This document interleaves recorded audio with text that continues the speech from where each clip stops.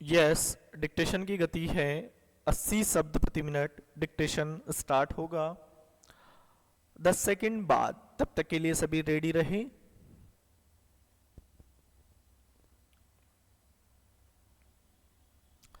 Start.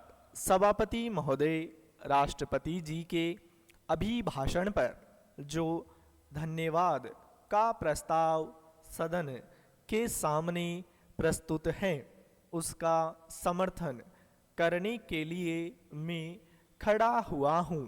राष्ट्रपति जी का जो अभिभाषण, उनमें देश के लिए नई शिक्षा का निर्देश देने की कोशिश की गई है। राष्ट्रपति अभिभाषण देश को नई दिशा देने की दिशा में बहुत ही उचित कदम है। पहला है समाज का अत्यंत गरीब वर्ग, जिसे हरिजन और आदिवासी कहते हैं, उसकी आर्थिक दशा सुधारने के लिए पूरी कोशिश की गई है। दूसरा है महंगाई रोकने के लिए ठोस कदम का उठाना। और तीसरा है जनता पार्टी की पैदा की गई स्थितियों को पूर्ण रूप से समाप्त कर शांति स्थापित करना। चौथा है आर्थिक स्थिति को मजबूत करना। पांचवा है किसानों की हालत सुधारने के लिए योजना बनाना। और छठा है नेहरू जी की विदेश नीति का अनुसरण।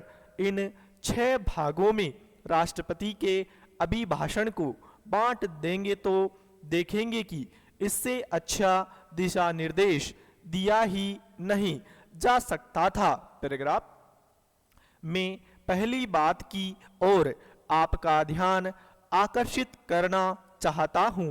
आज समाज का गरीब वर्ग, जिसे हरिजन और आदिवासी कहते हैं, उसकी आर्थिक स्थिति काफी गिरी हुई है।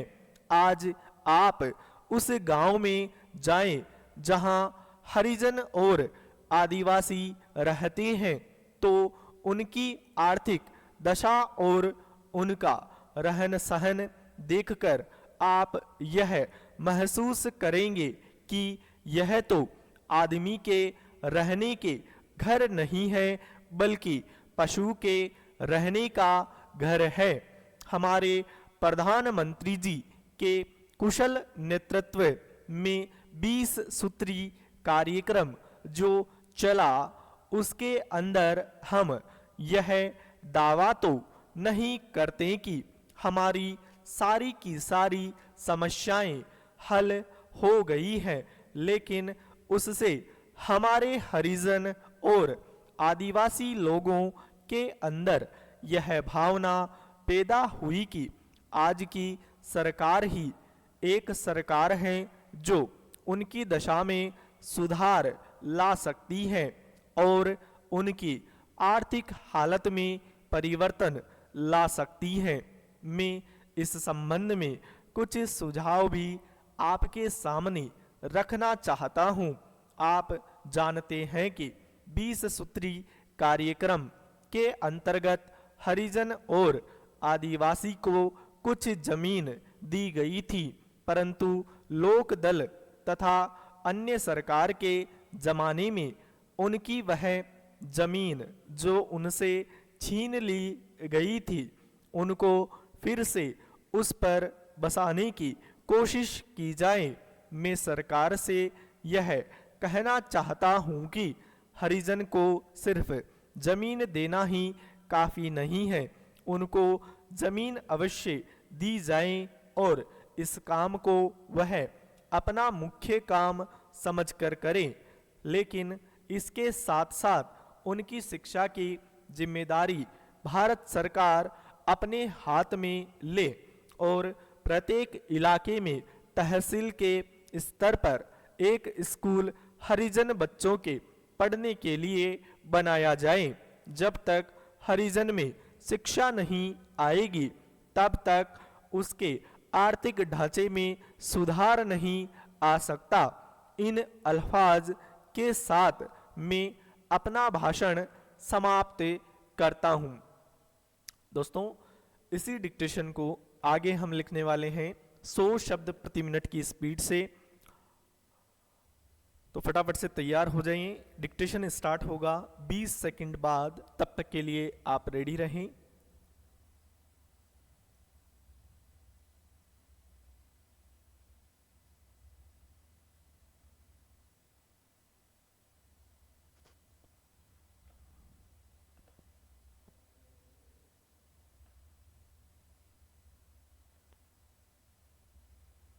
स्टार्ट। सभापति महोदय, राष्ट्रपति जी के अभिभाषण पर जो धन्यवाद का प्रस्ताव सदन के सामने प्रस्तुत है, उसका समर्थन करने के लिए मैं खड़ा हुआ हूँ। राष्ट्रपति जी का जो अभिभाषण, उनमें देश के लिए नई शिक्षा का निर्देश देने की कोशिश की गई है। राष्ट्रपति अभिभाषण देश को नई दिशा देने की दिशा में बहुत ही उचित कदम है। पहला है समाज का अत्यंत गरीब वर्ग, जिसे हरिजन और आदिवासी कहते हैं, उसकी आर्थिक दशा सुधारने के लिए पूरी कोशिश की गई है। दूसरा है महंगाई रोकने के लिए ठोस कदम का उठाना। और तीसरा है जनता पार्टी की पैदा की गई स्थितियों को पूर्ण रूप से समाप्त कर शांति स्थापित करना। चौथा है आर्थिक स्थिति को मजबूत करना। पांचवा है किसानों की हालत सुधारने के लिए योजना बनाना। और छठा है नेहरू जी की विदेश नीति का अनुसरण। इन 6 भागों में राष्ट्रपति के अभिभाषण को बांट देंगे तो देखेंगे कि इससे अच्छा दिशा निर्देश दिया ही नहीं जा सकता था। पैराग्राफ में पहली बात की ओर आपका ध्यान आकर्षित करना चाहता हूं। आज समाज का गरीब वर्ग, जिसे हरिजन और आदिवासी कहते हैं, उसकी आर्थिक स्थिति काफ़ी गिरी हुई है।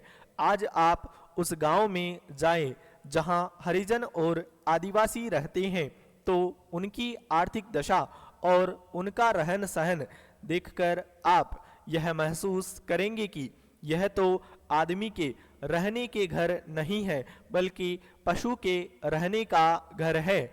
हमारे प्रधानमंत्री जी के कुशल नेतृत्व में 20 सूत्री कार्यक्रम जो चला, उसके अंदर हम यह दावा तो नहीं करते कि हमारी सारी की सारी समस्याएं हल हो गई, लेकिन उससे हमारे हरिजन और आदिवासी लोगों के अंदर यह भावना पैदा हुई कि आज की सरकार ही एक सरकार है जो उनकी दशा में सुधार ला सकती है और उनकी आर्थिक हालत में परिवर्तन ला सकती है।